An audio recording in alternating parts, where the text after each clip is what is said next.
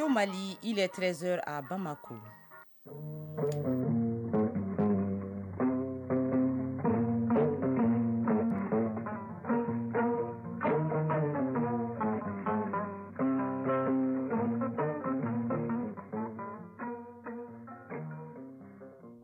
Le journal Tenemba Mounikata. Bienvenue à la deuxième édition de Mali Actualité. L'autorité indépendante de gestion des élections s'est installée. Le nouvel organe dit s'investir très prochainement dans l'organisation et la supervision du processus électoral conformément à sa mission. Du nouveau pour la filière riz, la recherche a mis au point une nouvelle variété de riz à fort rendement et à croissance accélérée. Le prototype a été présenté aux paysans à Baguinda. Et puis le dossier de ce journal porte sur un objet fétiche des femmes, les sacs à main. Il est le fidèle compagnon qui rehausse l'élégance, mais pas seulement, nous dirons nos reporters dans cette édition. Et puis un mot d'environnement avec Agibou Koulibaly et la page sport animée par Aridou Matina. Mesdames, Messieurs, bienvenue. Réunion inaugurale de l'autorité indépendante de gestion des élections. L'ordre du jour a porté sur l'élaboration des textes, le déploiement de l'organe dans les régions et au niveau des représentations diplomatiques et consulaires du pays. La nouvelle structure assure que le travail relatif à l'organisation et à la supervision du processus électoral sera la principale mission de ses membres dans les jours et semaines à venir. Aloussédi Touré. Nommé par décret 069 du président de la transition en date du 12 octobre 2022, les 15 personnalités composant l'autorité indépendante de gestion des élections se réunissent pour la première fois. Les membres de ce collège sont issus de partis politiques et de la société civile et ont un mandat de 7 ans. Ce collège a pour objectif de conduire le processus électoral. Maître Moustapha Cissé, président de l'autorité indépendante de gestion des élections. Nous avons mis en place le bureau de l'EJ qui est composé de 4 personnes. Au terme de la loi électorale, le bureau de l'EJ est composé du président, d'un vice-président, de 2 rapporteurs. Nous serons appelés à animer avec responsabilité, avec détermination, avec patriotisme cet organe. Les membres de l'EJ planchent sur les documents relatifs et le programme de travail de l'autorité. Dans les semaines et mois à venir, l'EJ se verra renforcée grâce à une structuration à l'intérieur et à l'extérieur du pays. L'autorité indépendante de gestion des élections a des coordinations au niveau national, au niveau des régions, au niveau des cercles, au niveau des communes. Et nous avons aussi des coordinations au niveau extérieur, au niveau des différentes ambassades et des consulats de la République du Mali à l'extérieur. En considérant que les échéances électorales sont des rendez-vous très scrutés par nos compatriotes, le président et ses collègues promettent de s'investir dans les meilleurs délais pour combler les attentes. La ville de Koulikoro aura bientôt sa station de traitement des boues de vidange. La convention des délégations de gestion vient d'être signée entre la mairie de Koulikoro et l'Agence nationale de gestion des stations d'épuration du Mali en GSM. L'investissement coûtera plus d'1 milliard de francs CFA à la coopération belge à travers Enabel. Daouda Kone. 1,3 milliard de francs CFA, c'est le coût de financement de la station de traitement de boue de vidange de Koulikoro. La convention de délégation de gestion de la station a été signée par le maire de la commune urbaine de Koulikoro et la directrice générale de l'Agence nationale de gestion des stations d'épuration au Mali, AGSM. L'AGSM sera désormais chargée de gérer cette infrastructure d'assainissement dans la région de Koulikoro. Ouma Djaneba Mahaman, directrice générale de l'AGSM. Sans ouvrage d'assainissement, il ne peut pas avoir de développement. Il faut tenir compte de ça dans les PSA. Non seulement ça va créer des emplois, et il y aura moins de maladies et l'environnement aussi sera assaini. La cérémonie a été mise à profit pour informer les parties prenantes de la gestion de la station de traitement des boues de vidange de Koulikoro sur les modalités de la gestion. Bakoroba Kane, maire de la commune urbaine de Koulikoro. C'est une gestion déléguée. Tout passe par la mairie d'abord. Et les agents qui seront mis sur le terrain, c'est la DCM. Les déchets seront déversés et traités. Et je pense qu'après le traitement, il y a d'autres choses à faire qui va beaucoup bénéficier les femmes de la commune urbaine de Koulikoro. Souleymane Koulibaly, représentant du préfet de Koulikoro. Les collectivités qui ont une libre administration et l'autonomie financière ont toujours besoin d'être accompagnées. La réalisation de cette station fera sortir une épine du pied des Koulikorois. Ce projet de construction de la station de traitement des boues de vidange de Koulikoro entre dans le cadre de la composante assainissement du projet d'amélioration de l'accès à l'eau potable et à l'assainissement dans la région de Koulikoro PEPAC. Il est financé par la coopération belge à travers Enabel. Koulikoro, Daouda Kone et Adama Senkare pour l'ORTM.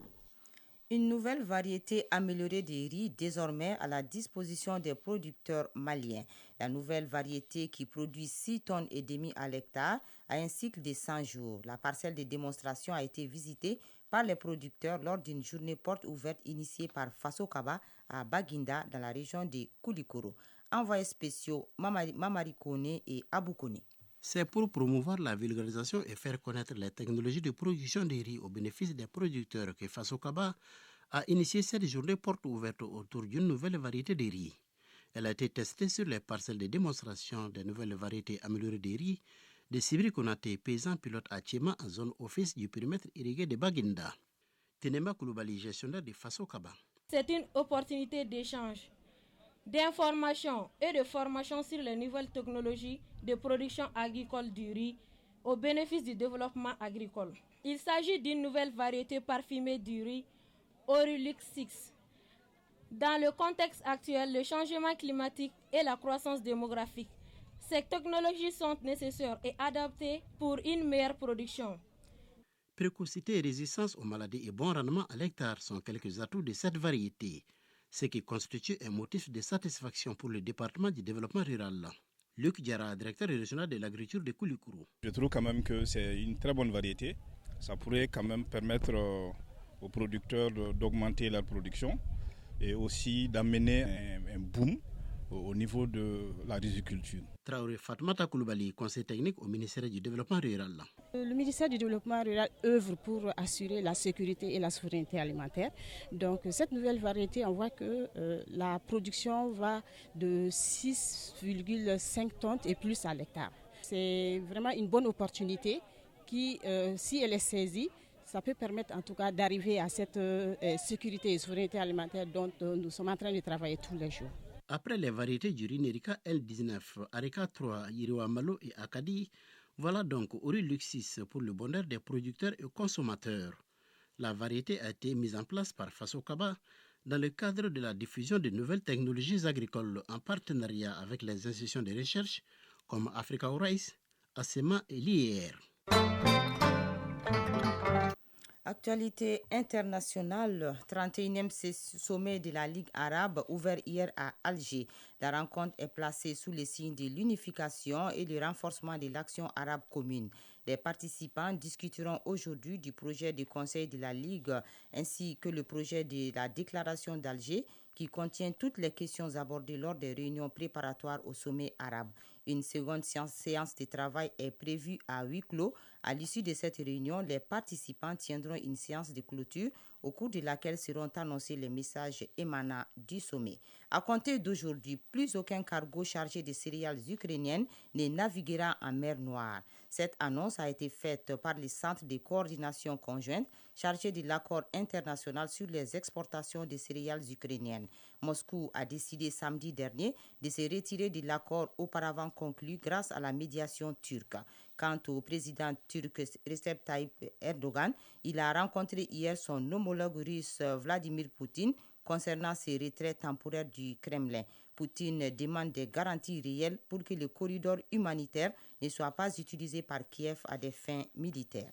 Le Likoud, parti politique de l'ex-premier ministre israélien Benjamin Netanyahou, est arrivé hier en tête des élections législatives. À l'annonce des premiers résultats, le camp de Netanyahou préfère rester prudent. Dans son discours face à ses militants, Benjamin Netanyahou a déclaré qu'il a de l'expérience, qu'il a fait quelques élections et ils doivent attendre les résultats définitifs au vu du score serré. Rien n'est encore jugé ni pour le bloc de droite ni pour les adversaires du centre-gauche. Si les résultats définitifs sont conformes au sondage, le Likoud fera partie d'un gouvernement nationaliste avec à sa tête Benjamin Netanyahu.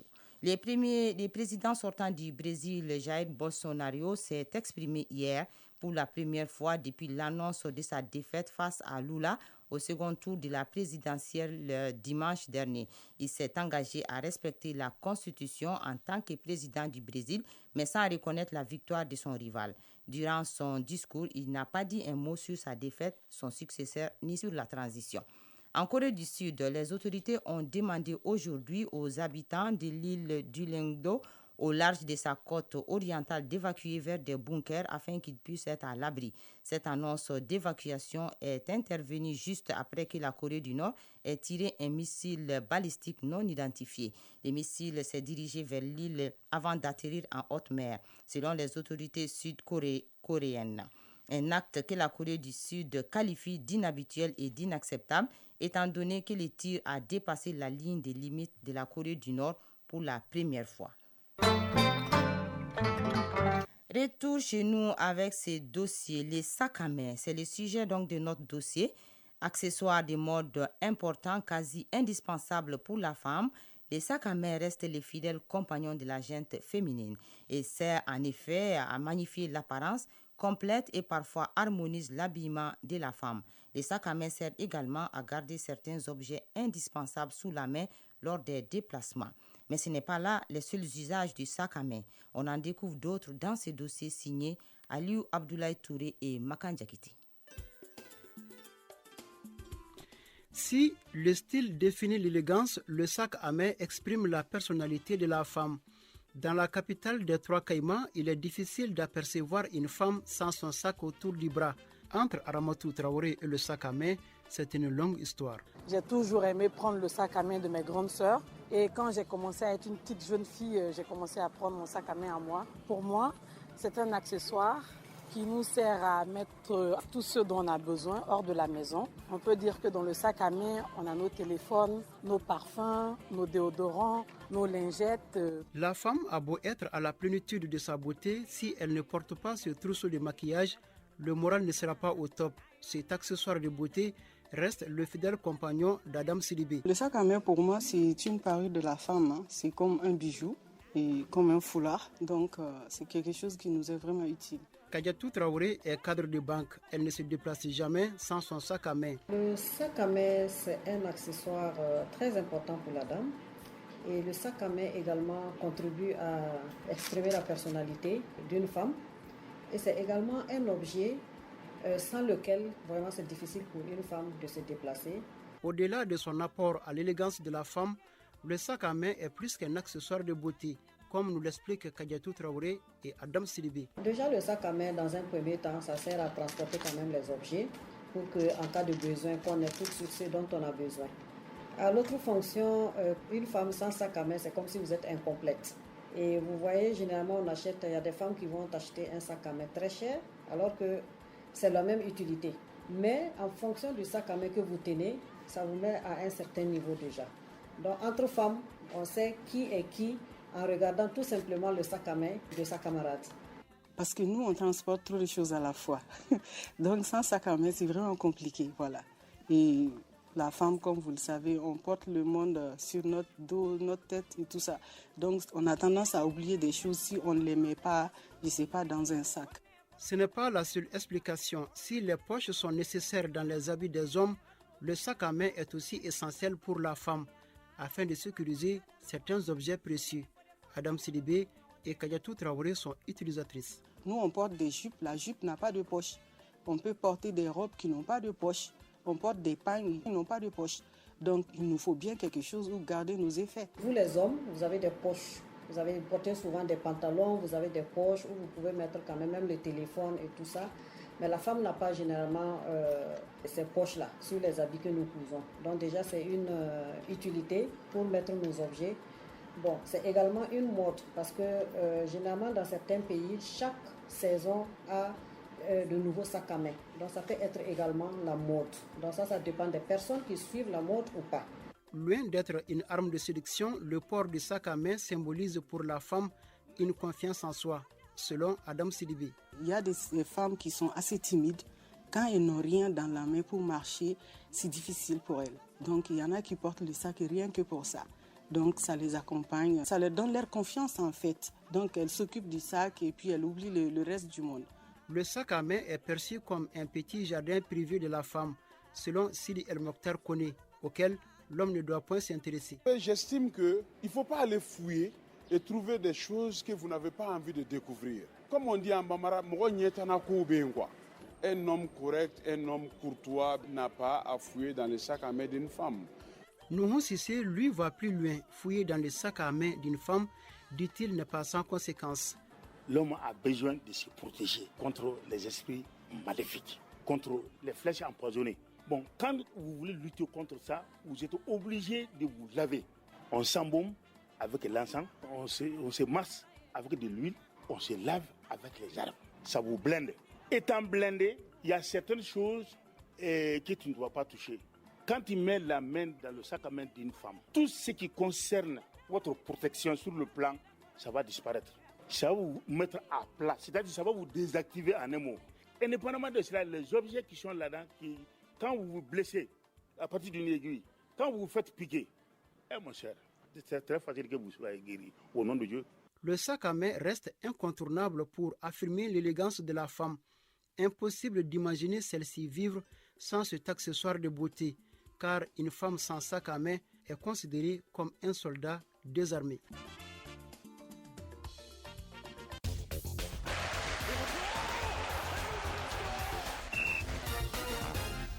Bienvenue à la page sport Aridu Matina. Merci, Tenamba Monikata. Football, le tour de cadrage aller de la Coupe de la Confédération, nos deux représentants, les Djoliba AC et l'AS Real de Bamako, jouent tous cet après-midi. Les Rouges de Bamako et les Noirs et Blancs de Bamako jouent tous cet après-midi leur rencontre aller des barrages de la Coupe de la Confédération. La première équipe qui entre en lice est l'AS Real qui joue à Mbaban à Eswatini, l'ex-Swaziland contre Royal Leopard. Le coup d'envoi du match a été donné à 13h heure de Bamako. La rencontre est en cours. L'AS Real de Bamako, après 18 minutes, fait match nul pour le moment, 0 but partout contre Royal Leopard d'Eswatini. On joue 19 minutes, donc le score est de 0 but partout entre le Royal Leopard et AS Real de Bamako. Le Djoliba Athletic Club lui reçoit cet après-midi son adversaire, l'association sportive des forces armées royales du Maroc. Encore une autre équipe maghrébine qui se dresse devant les Rouges de Bamako. Malgré l'élimination aux portes de la Ligue des Champions, le Djoliba Athletic Club a une autre chance pour poursuivre l'aventure sur la scène continentale. Et pour la rencontre aller de cet après-midi, l'entraîneur du Djoliba Athletic Club se veut confiant et pense que ses joueurs sont motivés pour réaliser un très bon match à domicile. Nous avons joint Bakosek au téléphone. Écoutons son entretien. L'état d'esprit est formidable. Les joueurs sont vraiment pressés d'aborder cette rencontre. C'est préparé parce qu'on a joué dernièrement le CRV, une équipe algérienne qui, pour moi, a presque le même football, la même philosophie de jeu avec les Marocains. Donc, on va tirer la leçon de tout ce qu'on a vu contre le CRV et c'est basé sur notre force et les faiblesses de cette équipe afin de pouvoir faire un match correct ici à Bamako. On a une seconde chance. Cette seconde chance, nous, on va chercher pour le public sportif du Djoliba, pour le football malien. Je pense que si le public fera le déplacement, ça va beaucoup nous aider et ça va beaucoup nous motiver afin de pouvoir aller chercher cette victoire qui pourrait être déterminante pour la qualité. Voilà, c'était l'entraîneur du Djoliba Athletic Club Sekou Seka Bako. Le coup d'envoi de ce match est prévu à 15h. Ça sera au stade du 26 mars. D'autres rencontres sont également au programme.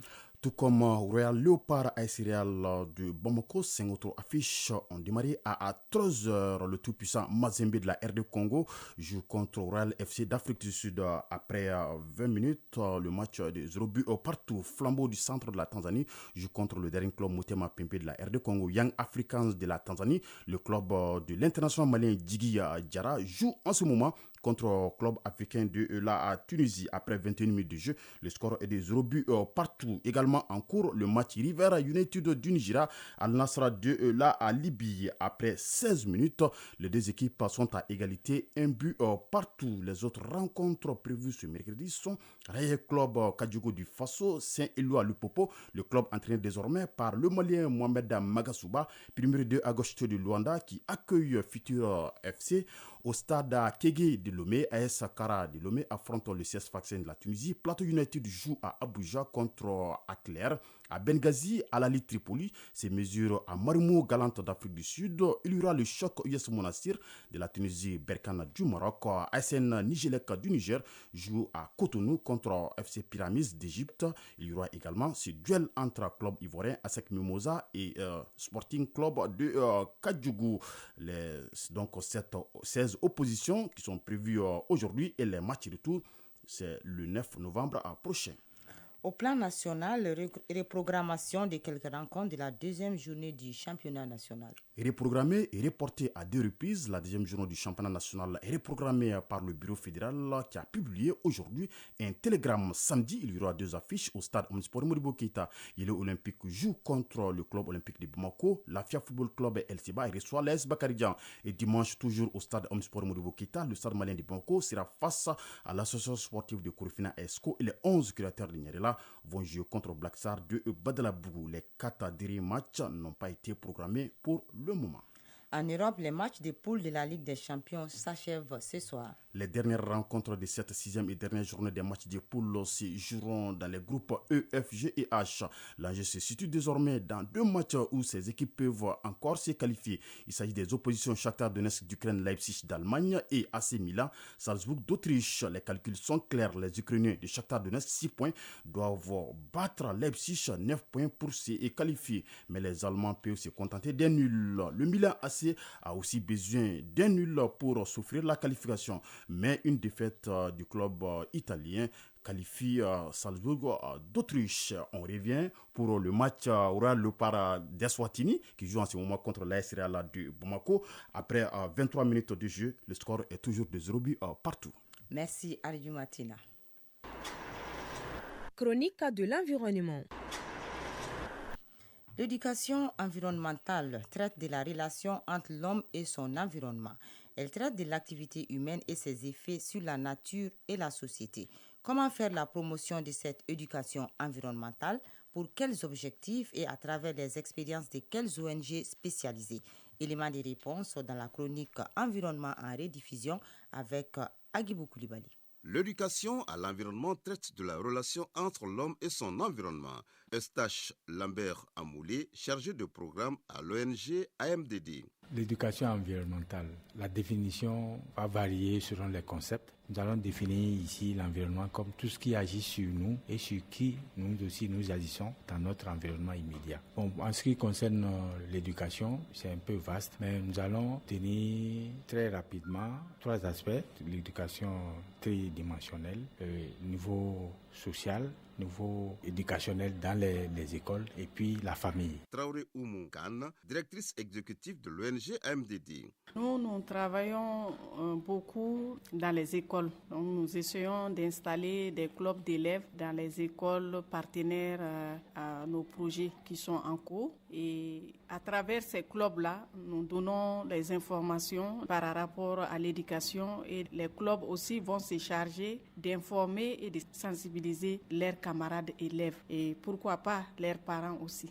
Et par rapport à nos expériences, je peux dire que nous avons planté 20 000 arbres fruitiers et puis forestiers à travers nos zones d'intervention, Kita, Kati et puis dans la zone des Sibi également. L'éducation à l'environnement contribue à une meilleure compréhension des interdépendances environnementales.